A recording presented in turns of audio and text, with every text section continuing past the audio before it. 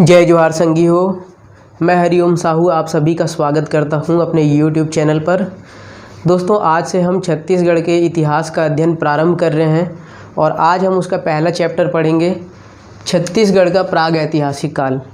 छत्तीसगढ़ में प्राग ऐतिहासिक काल से संबंधित क्या क्या साक्ष्य हमको प्राप्त हुए हैं उसका अध्ययन करेंगे। ठीक है, तो प्राग ऐतिहासिक काल है क्या? प्राग ऐतिहासिक काल मनुष्य के इतिहास का वह काल है जिस समय का कोई भी लिखित साक्ष्य हमको प्राप्त नहीं हुआ है।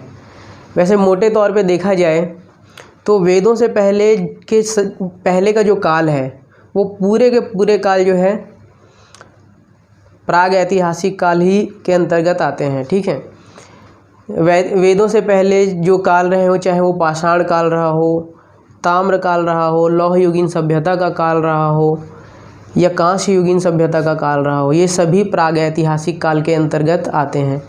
इस समय हमको कुछ भी चीज़ लिखित रूप में प्राप्त नहीं हुए हैं, केवल उस समय उपयोग किए जाने वाले साधन जैसे पत्थरों के औजार, धातुओं के औजार, धातुओं के बर्तन, पत्थरों के बर्तन, मिट्टी के बर्तन, गुफा के भित्ति चित्र, केवल इतनी ही चीज़ें हमको मिली हैं जिनके आधार पे हम उस समय के मनुष्यों के रहन सहन का अंदाज़ा लगाते हैं। ठीक है, तो छत्तीसगढ़ में हम प्राग ऐतिहासिक काल से संबंधित जो जानकारी है उसको एक बार देखते हैं। ठीक है, जो प्रश्न की परीक्षा की दृष्टि से महत्वपूर्ण है। तो देखिए, इसको हम रटेंगे नहीं, समझते हुए देखेंगे। ठीक है, पूरा पाषाण काल उस समय का काल है जब मनुष्य और पशु में कोई अंतर नहीं था। दोनों का एक ही उद्देश्य था, पशु का भी और मनुष्य का एक ही उद्देश्य था, केवल और केवल भोजन, पेट भरना ही उद्देश्य था। मनुष्य जो है भोजन के लिए इस समय पशुओं का मांस खाता था और कंदमूल वगैरह खाता था। तो कंदमूल खोद के निकालता था, पशुओं को मारता था और दोनों काम करने के लिए उसके पास एक ही साधन था, पत्थर। ये जो पाषाण काल है, पत्थर का संस्कृत जो अर्थ है वो पाषाण होता है। ये पाषाण काल को पाषाण काल कहा ही इसलिए गया है कि मनुष्य के जीवन में पत्थर का सर्वाधिक महत्व था। मनुष्य शिकार जो करता था, कंदमूल जो खोदता था, पत्थरों की सहायता से ही। जिन गुफाओं में रहता था वो गुफा भी पत्थर के थे। और उन्होंने जो गुफाओं की भित्ति में चित्रकारी की है वो भित्ति भी पत्थर के थे। ठीक है, इस कारण इस काल को जो है पाषाण काल कहा गया है। पूरा पाषाण काल उस काल को कहा गया है जब वो केवल भोजन के लिए जीता था, साधन के रूप में केवल पत्थर थे। तो आप सहज ही रूप से अंदाज़ा लगा सकते हैं कि पूरा पाषाण काल में हमको साक्ष्य के रूप में क्या मिलेंगे?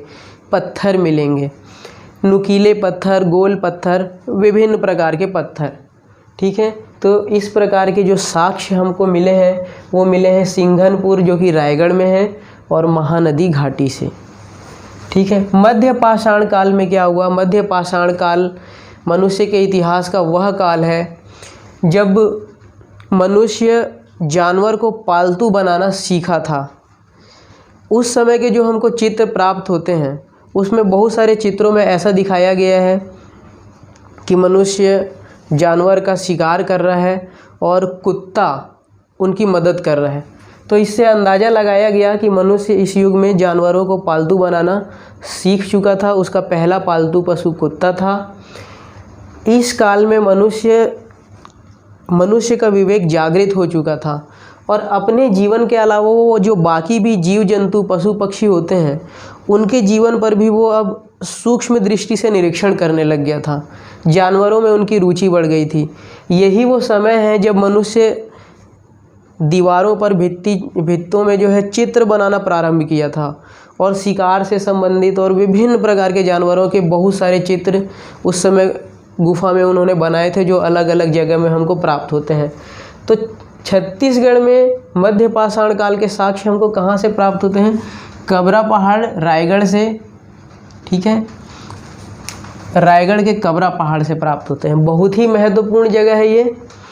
और यहाँ जो हमको साक्ष्य प्राप्त हुआ है वो पूरे भारत के लिए एक गौरव की बात है और काफ़ी मतलब ऐतिहासिक महत्व उसका बहुत ज़्यादा है। यहाँ हमको लाल रंग की छिपकली के चित्र प्राप्त हुए हैं, घड़ियाल और सांभर के भी चित्र प्राप्त हुए हैं।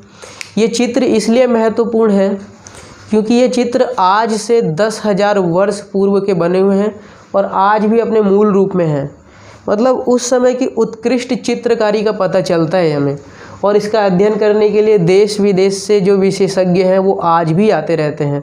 ये हमारे छत्तीसगढ़ के लिए बहुत ही महत्वपूर्ण जगह है इतिहास की दृष्टि से।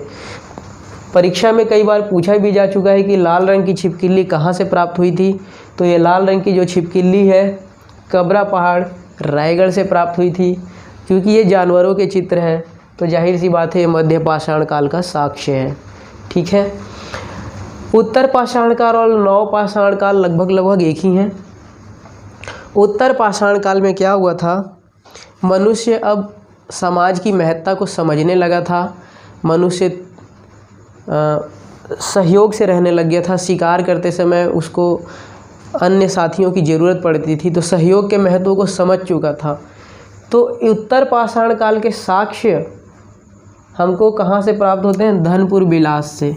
और चूँकि मनुष्य आपसी सहयोग की भावना को समझ चुका था, तो इस समय के जो अधिकतर चित्र हैं वो मानव समूह का चित्रण है।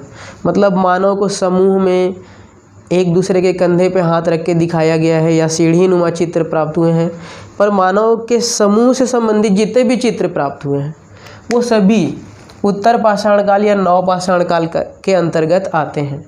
तो ऐसे जो चित्र हैं जिसमें मानव समूह का चित्रण है, ऐसा हमको धनपुर बिलासपुर से, धनपुर जो कि बिलासपुर में एक जगह है, यहाँ से प्राप्त हुए हैं। ठीक है, नव पाषाण काल, ये जो नव पाषाण काल है उस काल को कहा गया है।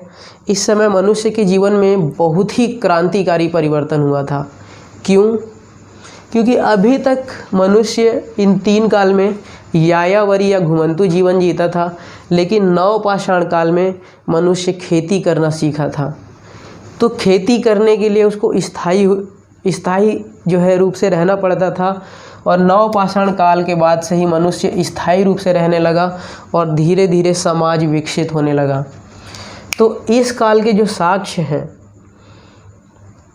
अच्छा, नव पाषाण काल में एक और ख़ास बात हुई थी कि मनुष्य अपने औजारों को काफ़ी उन्नत रूप में बना चुका था। औजार अभी भी पत्थर के थे, लेकिन पत्थर में धार लगा के विभिन्न प्रकार के चंद्राकार हंसिए के आकार का पत्थर बनाना, या फिर पत्थरों में हैंडल लगा के, लकड़ी के हैंडल लगा के हथौड़े के रूप में प्रयोग करना, इस प्रकार के कौशल युक्त औजार वो बनाना सीख चुका था नव पाषाण काल में। अग्नि का प्रयोग करना सीख चुका था, भोजन पकाना सीख चुका था, खेती करना सीख चुका था, तो और समाज में सामाजिक जीवन जीना सीख चुका था। तो नव पाषाण काल के साक्ष्य हमको कहाँ से प्राप्त होते हैं, अर्जुनी गांव है दुर्ग में, और टेरम गांव है रायगढ़ में। रायगढ़ के टेरम में और दुर्ग के अर्जुनी में हमको नव पाषाण काल से संबंधित साक्ष्य प्राप्त हुए हैं। क्या प्राप्त हुए हैं, चित्रित हथौड़े जो कौशलपूर्ण तरीके से बनाए गए हैं। मतलब हथौड़े दिखाए गए हैं, मतलब उसमें पत्थर में हैंडल लगा हुआ था, लकड़ी का हैंडल वाले हथौड़े आप लिख सकते हैं।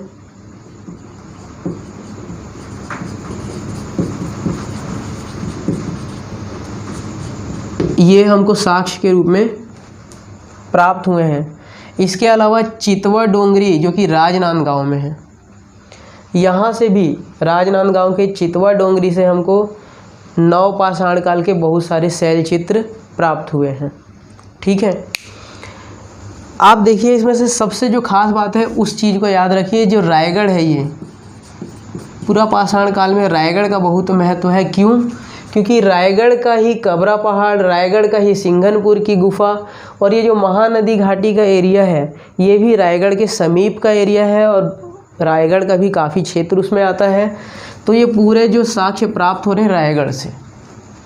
ठीक है, तो रायगढ़ में लगभग पाषाण काल के सभी जो चरण हैं, पूरा हो, मध्य हो, उत्तर हो या नव पाषाण काल का जो साक्ष्य हो, रायगढ़ में प्राप्त होते हैं। रायगढ़ बहुत ही खास जगह है, विशेष तौर से ये कबरा पहाड़, क्योंकि कबरा पहाड़ में जो लाल रंग की छिपकली जो बनी हुई है आज से 10,000 वर्ष पुराना चित्र है, और कई विशेषज्ञों का मानना है कि ये 20 से 50 हजार वर्ष पुराने हैं। इतने प्राचीन चित्र आज भी अपने मूल स्वरूप में हैं। ये शोध का विषय है और इस पे बहुत सारे शोध चालू रहते हैं और पर्यटन की दृष्टि से भी देश विदेश से लोग यहाँ पर इस चीज़ को देखने आते हैं। तो पर्यटन की दृष्टि से बहुत ही महत्वपूर्ण ये जगह है। ठीक, अब देख लेते हैं थोड़ा सा ताम्र और लौह युगीन सभ्यता के भी कुछ साक्ष्य हमको प्राप्त हुए हैं। आप केवल जगह का नाम याद रख लीजिए, धनोरा, चिरहुरी और कबराहाट दुर्ग में है। दुर्ग में ये 3 जगह है जहाँ से हमको लौह युगीन सभ्यता के साक्ष्य मिले हैं। मतलब लोहे या तांबे के या धातुओं के जो है औजार या बर्तन हमको यहाँ से प्राप्त हुए हैं। ठीक है, इसके अलावा एक जगह है गुगरिया जो कि बालाघाट में है, जो यहाँ से हमको 424 औजार इकट्ठे प्राप्त हुए हैं।